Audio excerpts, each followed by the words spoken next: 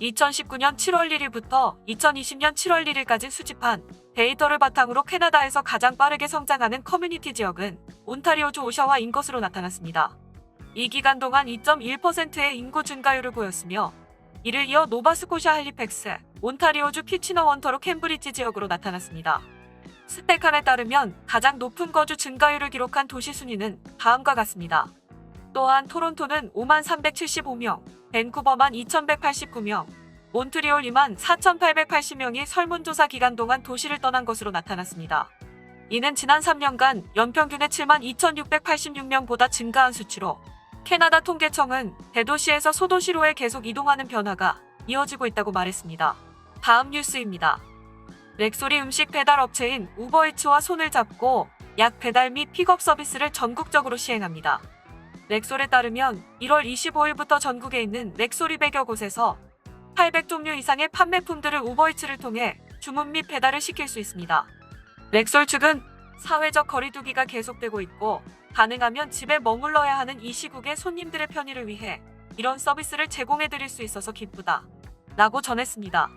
우버이츠로 주문 가능한 매장은 BC주, 알버타주, 서스케처완주, 매니토바주, 온타리오주가 있으며 앱을 통해 픽업 주문도 가능합니다. 우버이츠 측은 처방전이 필요 없는 약이나 개인용품들을 집까지 안전히 배달해드릴 것이라며 캐나다 63개 도시에 이런 서비스를 제공할 수 있게 되어 기쁘다 라고 소감을 전했습니다. 다음 뉴스입니다. 오킨 캐나다에서 가장 배드버그로부터 고통받고 있는 25개의 도시 리스트를 발표했습니다. 2020년 1월 1일부터 12월 31일까지 오킨에서 직접 배드버그로 인한 소독을 진행한 상업용 및 주거용 부동산의 수로 집계하였습니다. 캐나다의 10대 배드버그 도시 순위는 다음과 같습니다. 더 배드버그 루지스트리 홈페이지에는 즉, 호텔, 아파트 등의 주거지의 배드버그 유무에 관련한 사람들의 신고 정보를 확인할 수 있습니다. 코로나 바이러스로 인해 모든 상황이 달라지고 있는 가운데 배드버그는 캐나다 전체에서 20% 가까이 감소했다고 밝혔습니다. 지난해와 비교해 토론토와 밴쿠버는 각각 1위와 4위를 지켰으며 오타와는 5위에서 10위로 떨어졌고 윗비는 20위에서 8위로 뛰어올랐습니다. 지난해에 비교해서 배드버그는 감소했지만 다시 락다운이 풀리고 일반적인 생활을 하게 된다면 배드버그가 다시 늘어날 것으로 예상된다고 밝히며 창고에 두었던 물건을 다시 사무실로 옮기거나 중고 물건들을 살 때는 꼼꼼히 확인하라고 전했습니다. 다음 뉴스입니다.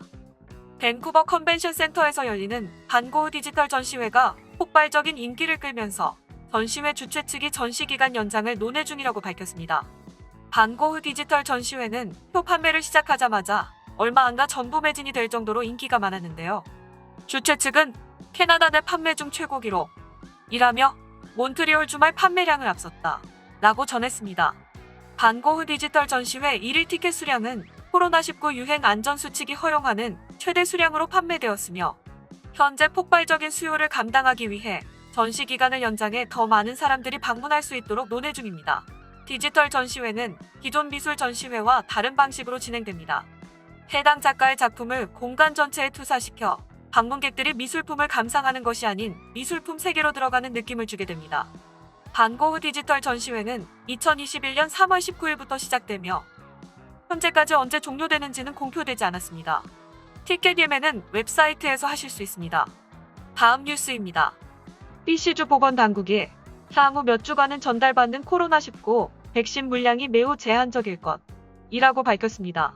BC주 보건당국은 이번 주에는 화이자나 모더나 백신을 아예 받지 못한다 라고 하며 백신 공급에 차질이 생기며 계획대로 백신 접종을 진행하기가 어려운 상황이라 설명했습니다. 이어 화이자 백신의 경우 향후 몇 주간 받기 어려울 것 같다 라며 2월에 공급받는 백신 물량이 거의 떨어질 것으로 보고 있다 라고 덧붙였습니다. 공급에 차질이 생기는 바람에 1차 접종자들이 2차 접종을 받는 데까지 두는 걸리는 기간은 42일로 연장하였습니다.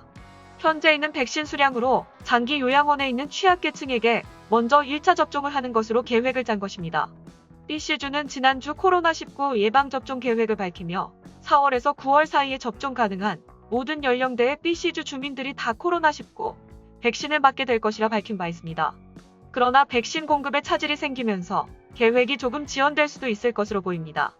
BC주 보건당국에 따르면 연령별 접종 예정 기간은 다음과 같습니다. 다음 뉴스입니다. 토론토 내에서 집을 사서 편하게 사는 것은 이제 도시의 고소득자들만이 가능해 보입니다. 포인트이 홈즈의 통계에 따르면 토론토의 부동산 주택 시장의 가격이 높아짐에 따라 평균 주택을 구매 후 걱정 없이 지내려면 1억 3천만 달러의 연수입이 필요하다고 밝혔습니다.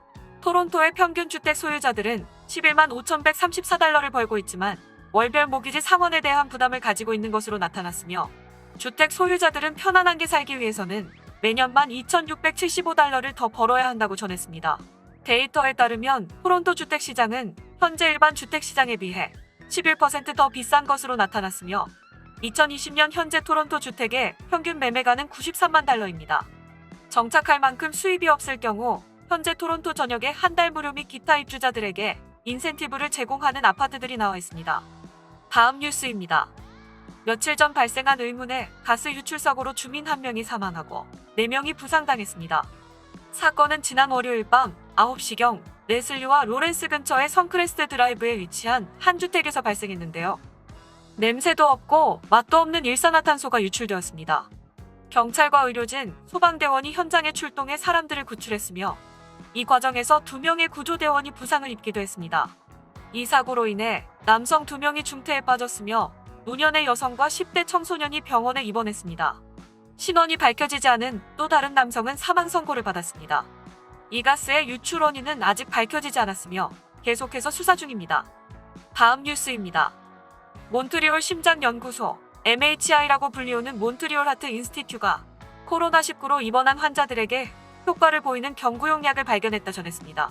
몬트리올 연구진은 코리치는 원래 다른 질병을 치료하는 것으로 알려진 경구용 알약인데 이번 콜코로나 임상시험 중 유의미한 약물 치료 결과가 나왔다 라고 하면서 아주 중대한 발견이다. 이로 인해 코로나19 수백만 환자들의 잠재적 합병증을 예방할 수 있다 라고 전했습니다. 몬트리올 연구진에 따르면 이번 콜코로나 연구에는 4,159명의 코로나19 환자가 참여했으며 코리친이 입원율 25%, 인공호흡기 사용률 50%, 코로나19 관련 사망률을 44%나 감소시킨 것으로 확인되었습니다. 몬트리올 연구진은 코로나19 환자에게 코리친을 처방하면 병상 문제도 완화하고 의료 비용을 줄일 수 있다 라고 설명했습니다. 이번 연구는 입원하지 않은 코로나19 외래 환자를 대상으로 한 경구용 약 시험 중 세계 최대 규모의 연구였습니다.